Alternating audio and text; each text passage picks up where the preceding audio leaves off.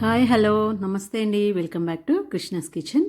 ఈరోజు వీడియో వచ్చేసి వంకాయ ఉల్లికారం అండి. చాలా చాలా టేస్టీగా ఉంటుంది, చాలా బాగుంటుంది. ఒక్కసారి తిన్నారంటే మళ్ళీ మర్చిపోరండి, అంత టేస్టీగా అంత బాగుంటుంది. వేడి వేడి అన్నంలో వంకాయ ఉల్లికారం వేసుకొని తింటే సూపర్ టేస్టీగా ఉంటుందండి. దాంతోపాటు కొంచెం నెయ్యి వేసుకున్నామంటే ఇంకా ఇంకా టేస్టీగా చాలా బాగుంటుంది.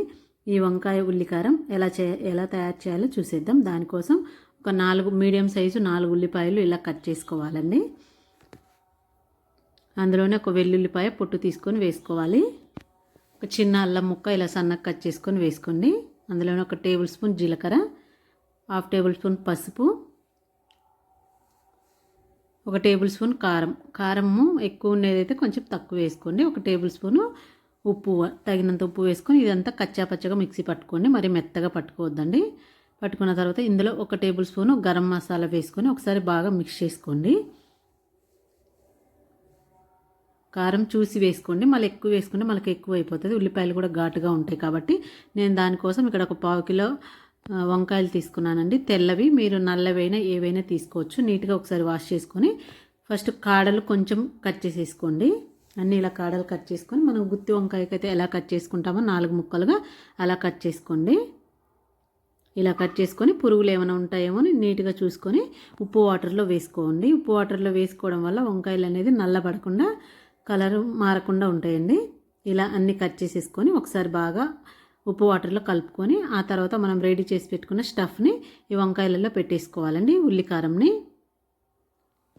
చాలా బాగుంటుందండి. అయిపోవడం కూడా చాలా త్వరగా అయిపోతుంది, ఈజీగా అయిపోతుంది. ఎవరైనా వచ్చినప్పుడు ఏం కూర చేయాలా అనుకున్నప్పుడు ఇలా ఉల్లికారం చేయండి. వంకాయ ఉల్లికారం చేశారంటే చాలా చాలా త్వరగా కూడా అయిపోద్ది. అన్ని వంకాయలలో ఇలా స్టఫ్ చేసి పెట్టుకొని మిగిలింది అలా పక్కన పెట్టేసుకోండి. ఇప్పుడు స్టవ్ మీద కొంచెం వెడల్పుగా ఉండే బాండి పెట్టుకోండి. దాంట్లో నేను చూపించే గరిటెలతో 3 గరిటెలు ఆయిల్ వేసుకోండి. ఇంకా వాటర్ అవి వేయం కాబట్టి కొంచెం ఆయిల్ ఎక్కువ వేసుకోవాలి. ఆయిల్ బాగా వేడెక్కిన తర్వాత అందులో 1 టేబుల్ స్పూన్ పోపు గింజలు వేసుకొని కొంచెం కరివేపాకు వేసుకోండి. ఇలా వేసుకున్న తర్వాత మనం ముందుగా స్టఫ్ చేసి పెట్టుకున్న వంకాయల్ని ఒక్కొక్కటిగా అందులో వేసుకోండి. స్లోగా వేసుకోండి, ఆయిల్తో జాగ్రత్త అండి, ఆయిల్ మీద పడుతుంది. మంట సిమ్లో పెట్టుకొని వేసుకోండి. ఇలా అన్ని వంకాయలు వేసుకోండి. అంటే వెడల్పు తీసుకుంటే మనకు ఒకదాని మీద ఒకటి లేకుండా ఇలా నీట్గా వచ్చేస్తుందండి.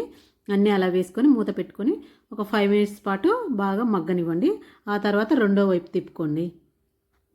మంట మాత్రం కూర అయిపోయేంతవరకు స్లోగా చిన్నగా సిమ్లోనే ఉండాలండి. హైలో ఉంటే మనకు మాడిపోయిద్ది, బాగా మగ్గవు, పచ్చి పచ్చిగా ఉండిపోతాయి.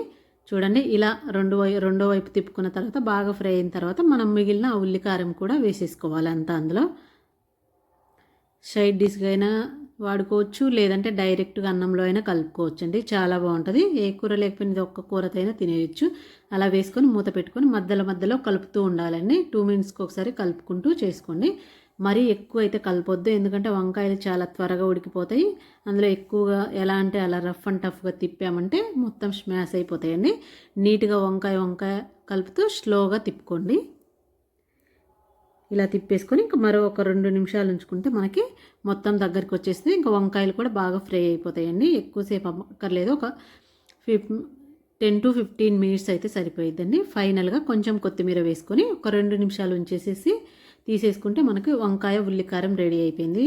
ఎమ్మీగా అయితే ఉంటుందండి. ఒక్కసారి చేసుకొని చూడండి. చల్లగా అయిన తర్వాత ఆ కారము ఈ వంకాయ వేసుకొని తింటుంటే ముద్దకి వంకాయ తినాలనిపిస్తుందండి. అంత టేస్టీగా అంత బాగుంటుంది. ఒకసారి తప్పకుండా ట్రై చేయండి. ట్రై చేసి ఎలా ఉందో నాకు కామెంట్ చేయండి. సూపర్గా అయితే వస్తుందండి.